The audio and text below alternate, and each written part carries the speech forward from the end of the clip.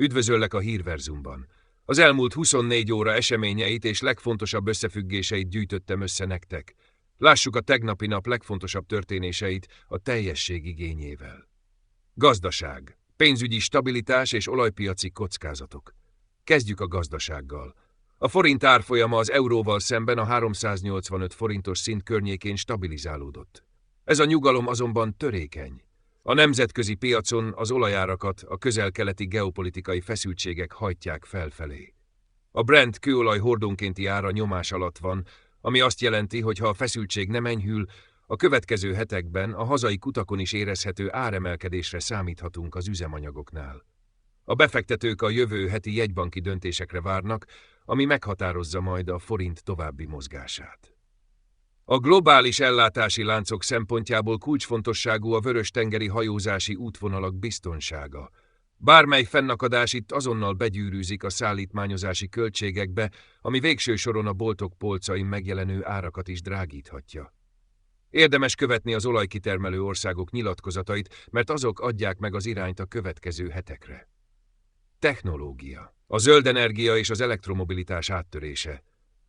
A technológiai szektorban a mai nap legfontosabb híre a szilárd test akkumulátorok energiasűrűségének növelése. A vezető autóipari beszállítók bejelentették, hogy sikerült a töltési időt 30%-kal csökkenteniük. Ez a technológiai ugrás alapjaiban változtathatja meg az elektromobilitás piacképességét. Ezzel párhuzamosan a megújuló energiaszektorban a lítiummentes tárolási megoldások, amelyek a mai napon kerültek tesztelésre, hosszabb távon biztosíthatják a stabil energiaellátást az ipari parkokban. Ezek a fejlesztések hosszú távon csökkenthetik az ipar energiafüggőségét a fosszilis forrásoktól és stabilabbá teszik az európai energiahálózatokat. Ez a verseny a hatékonyságért most már nem csak az informatikai szektorban, hanem az ipari gyártásban is élesedik. Sport, Forma 1, a szezonstart és a bahreini bizonytalanság. A technikai sportok rajongóinak a Forma 1-es idény március 6-án pénteken elrajtolt Melbourneben. Az ausztrál nagydíj után a csapatok már a következő futamokra készülnek, azonban hatalmas a bizonytalanság. A közel-keleti biztonsági helyzet miatt a bahreini és a szaúd-arábiai nagydíjak megrendezése komoly veszélybe került. Az F1 vezetése ma tárgyalásokat folytatott a helyi szervezőkkel, de vészforgatókönyveket is vizsgálnak. A futamok áthelyezése vagy teljes törlése is opció. A csapatok számára ez logisztikai rémálom, hiszen a felszerelés nagy része már úton van a térségbe. A szezon tehát egy rendkívül feszült politikai és biztonsági környezetben kezdődött, ami rányomja a bélyegét a versenyzők teljesítményére is. Labdarúgás, az NB1 aktuális történései.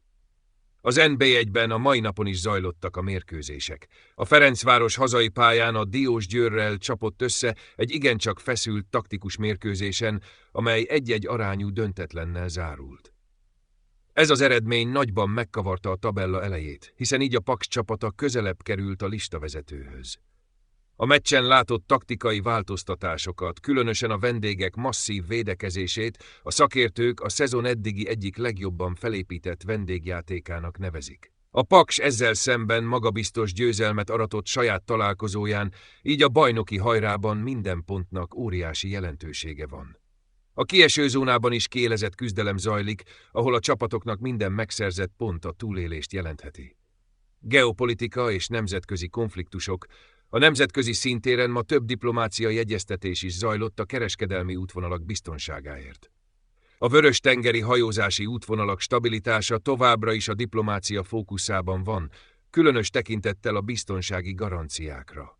Amennyiben a felek nem jutnak egyezségre, a szállítmányozási költségek további emelkedése várható, ami globális szinten drágíthatja az elektronikai és élelmiszeripari termékeket. A következő napokban érdemes figyelni az ENZ és a regionális hatalmi központok nyilatkozatait, mert ezek adják meg az irányt a nemzetközi piacoknak. A nagyhatalmak közötti feszültség továbbra is fennáll, és a gazdasági érdekek ütközése alapjaiban befolyásolja a globális kereskedelmi menetrendet. Időjárás és előrejelzés. Végezetül nézzük, mire számíthatunk a mai napon hétfőn. Bár a hétvége napos volt, egy gyenge hidegfront érintette térségünket. A reggeli órákban élénkebb széllökésekre és hűvösebb levegőre számíthattatok, de napközben a felhőzet elvonul, és a 12-14 fokos csúcshőmérséklet a napsütéssel kombinálva kifejezetten kellemes érzetet ad majd. Érdemes rétegesen öltözködni, mert a nappali tavaszias meleg csak délutánra érkezik meg igazán. Köszönöm, hogy ma is velem tartottatok a Hírverzumban. Iratkozzatok fel, tartsatok velem legközelebb is.